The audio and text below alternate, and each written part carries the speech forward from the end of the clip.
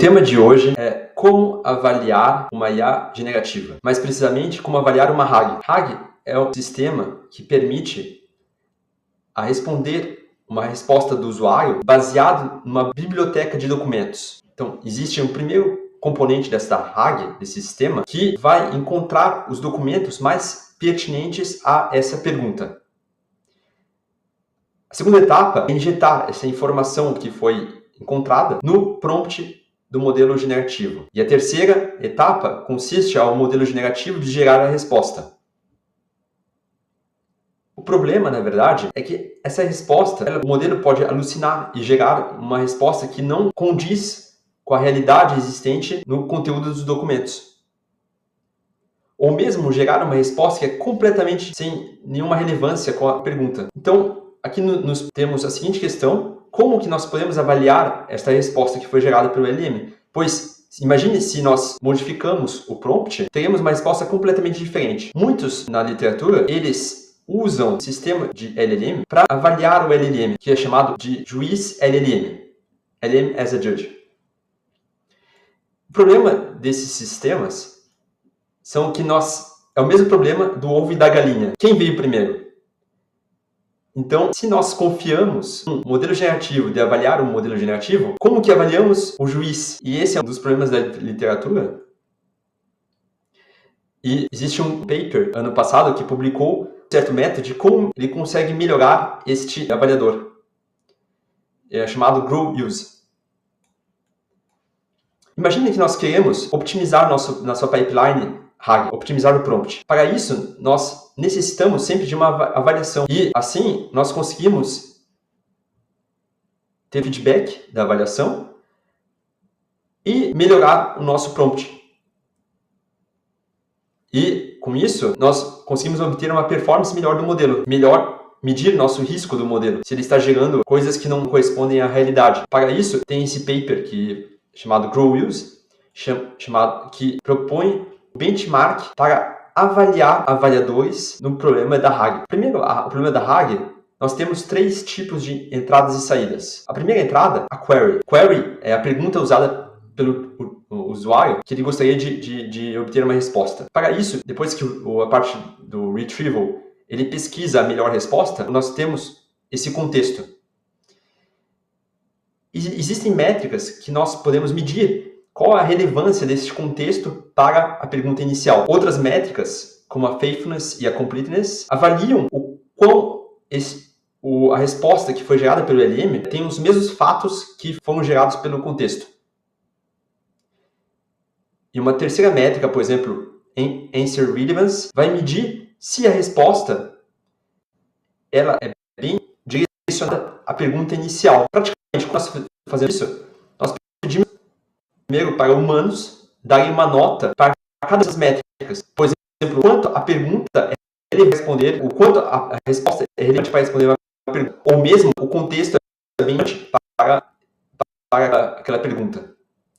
Existem frameworks que eles propõem de como medir essas métricas, como Ragaz e DeepVal, e que usam modelos de juiz para medir cada uma dessas métricas. Mas o problema é que muitos desses frameworks, eles não propõem uma métrica para o problema adversarial. Primeiro, o problema adversarial, imagine que o documento ele não tem informação suficiente para responder a pergunta. E o LLM deve responder que a resposta não está nesse documento, nesse contexto. Se o modelo ele gera uma resposta que não é condizente à pergunta, problema de negative rejection. E não é medido por muitos desses frameworks que nós citamos. Então, este paper, ele propõe outro framework chamado Grow Use, que permite de avaliar este critério também.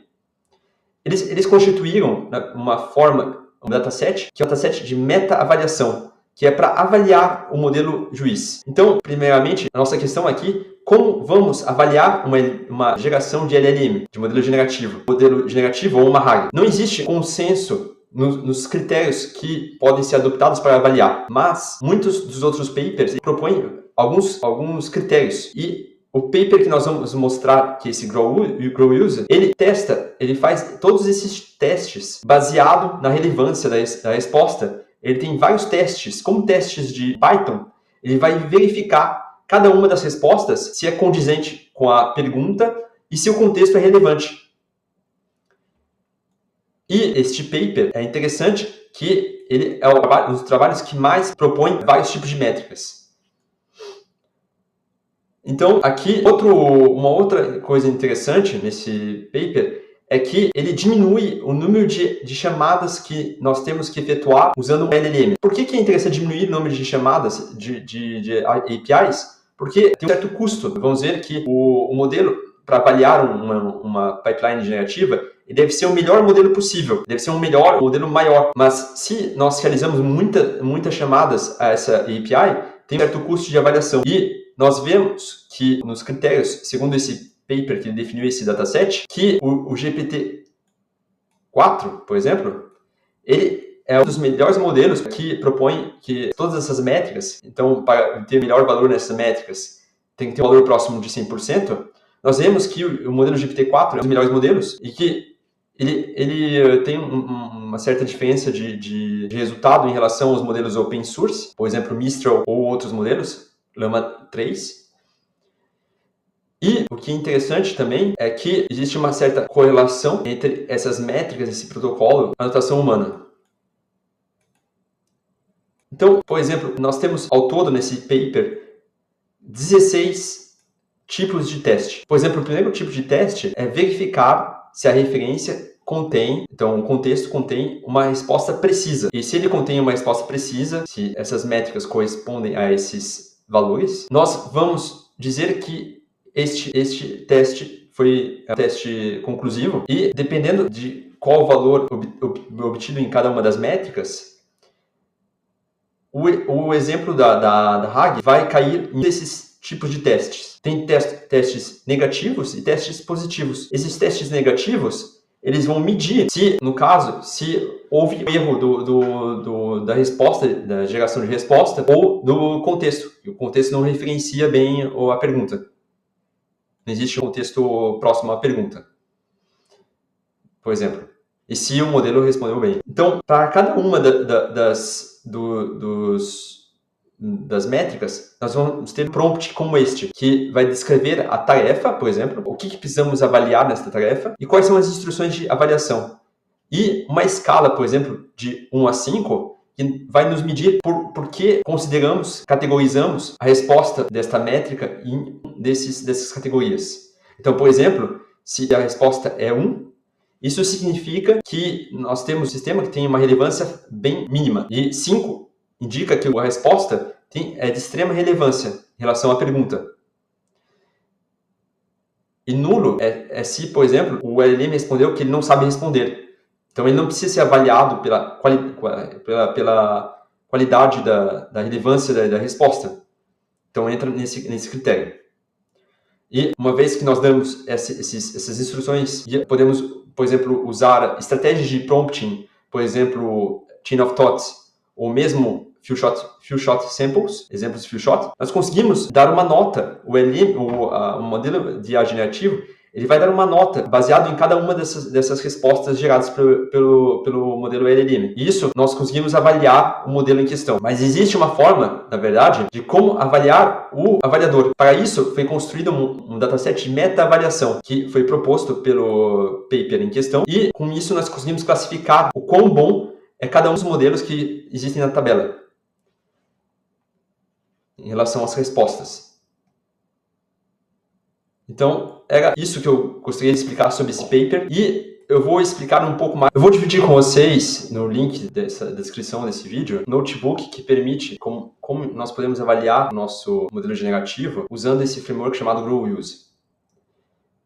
E como nós podemos definir certas métricas e como nós podemos personalizar o nosso modelo juiz para melhorar a performance dessas métricas. Aqui no caso, nós temos um exemplo que eu vou fazer clear no notebook e aqui temos definidos para o RAG várias métricas de avaliação. Cada uma dessas métricas, nós podemos indicar uma resposta do modelo generativo que permite de avaliar a resposta do modelo LLM. Por exemplo, aqui temos a resposta de relevância de resposta, completude, fidelidade, utilidade, aceitação positiva e aceitação negativa. Então, interessante de usar o Grow Use é que nós conseguimos usar o grafo de execução de cada uma dessas métricas, que é um grafo que não necessita calcular todas as métricas e todos esses estados do grafo. Nós podemos passar a certos estados onde vamos chegar ao estado final. Então, diminuímos o número de requests que vamos realizar a nossa API do GPT-4. Isso consegue diminuir os gastos e os custos necessários para avaliar um modelo. Então, a primeira coisa que nós vamos fazer é importar as bibliotecas que vamos usar nesse exemplo, que são exemplos aqui Grow Use, e vamos aqui usar a nossa variável de ambiente OpenAI, que contém a chave do OpenAI. Neste caso, eu só importo o meu variável de ambiente, mas vocês podem estar modificando aqui, colocando a API de vocês. E vou instanciar o avaliador Grounded QA para calcular as avaliações. Aqui nós temos exemplo do que é um exemplo de avaliação. Então, de uma RAG. Numa RAG nós temos a pergunta, no caso, qual é o tamanho do Cristo Redentor e onde está localizado, e temos as referências que foram encontradas, que o Cristo Redentor é uma estátua no Rio de Janeiro, aqui temos a altura do Cristo Redentor e quanto pesa. E podemos encontrar aqui qual é a resposta esperada e qual é a resposta que foi gerada. Uma simulação, no caso, mas seria a resposta que foi gerada pelo modelo generativo. E a ideia é avaliar essa lista de exemplos, no caso, e dar uma nota para cada uma dessas métricas que nós definimos. Então, a primeira coisa é executar este código e nós vemos que eu tive um custo de execução inicial de 12 centavos de 12 cents em dólar, que é um custo relativamente alto para uma só pergunta, no caso, para ter todas as avaliações. E, então, por isso, existe essa necessidade ainda de reduzir requests a ser realizadas, é o caso desse framework que propõe. Aqui, a nossa relevância de resposta é 5, numa escala de 1 a 5. Por quê? Porque a resposta contém, na verdade, todos os elementos para responder a pergunta. Então, por isso temos uma relevância grande. E para cada uma, nós temos a justificativa de cada um desses perguntas e respostas. Vemos como é que foi avaliado. Então, outro exemplo, imagine se nós perguntamos qual é o tamanho do Cristo Redentor e onde está localizado, mas a resposta que o LLM gera é algo completamente irrelevante. Imagine que o Cristo Redentor é feito de concretos armado e sabão, e pedra e sabão. Isso nos daria um grau de relevância baixo. Se a primeira avaliação vai ser a resposta positiva, nós vamos ter que a relevância da resposta, que fica guardada em caixa, ela tem uma relevância de resposta grande, de 5. E a segunda request realizada, nós temos uma relevância de 1, porque a resposta que foi gerada não é relevante com a pergunta. E o que acontece se nós perguntamos, por exemplo, de quais matérias é feito o Cristo Redentor? E a resposta deveria ser, o Cristo Redentor é feito de concreto armado e pedra sabão. Mas a resposta que foi gerada é que só é feito de concreto armado, sem a segunda afirmação. Isso gera uma métrica de completeness que vai ser executada. Vamos executar. Então, 2, completeness, por exemplo, indica que a resposta, no caso, tem partes que contêm informação relevante, mas não é completa, totalmente completa. Por isso, uma resposta de 2 sobre 5. Podemos calcular cada uma das métricas que gostaríamos de calcular e vemos que, uma vez que nós calculamos todas as métricas, podemos avaliar todos os exemplos que são guardados em caixa. Mas nós podemos ver que algumas dessas métricas são non, significam que é uma outra classificação que não precisa ser avaliada essa categoria, no caso. E podemos mesmo modificar os prompts para criar prompts para o nosso modelo juiz. Isso nos permite de melhorar esses prompts para terem juízes mais fortes, têm maior performance. Para isso, aqui ele propõe esse framework de usar um Jinja, que é um Jinja, que é um mecanismo de template do Python, que permite criar esses templates para os prompts. No caso, temos a definição da nossa tarefa, que é a tarefa de Ground Question Answering, e nós vamos avaliar a relevância da resposta, no caso, e definimos critérios bem específicos para cada uma das notas que gostaríamos de avaliar. Quanto mais precisa essa definição, provavelmente a performance do modelo de juiz será melhor. E definimos o formato das nossas respostas. No caso, seria JSON, arquivo JSON. Para cada dos exemplos, no caso, nós temos a resposta efetiva, no caso, o valor de 1 a 5, e talvez null, e temos a justificação da resposta, no caso. E com isso, nós definimos cada uma das tarefas, nós podemos definir esse prompt, né, no caso. E nós podemos salvar esses prompts usando esse formato Jinja, usando essa definição. Só por observação, eu vou usar aqui o GPT-4 Mini para executar esses prompts, porque pelo fato de consumir menos recursos, no caso. E uma vez que nós avaliamos, que eu importei corretamente aqui, tem que importar essa função aqui. Então, uma vez que nós importamos, temos que executar, no caso, houve um erro de execução aqui, mas a ideia, então, é poder melhorar este prompt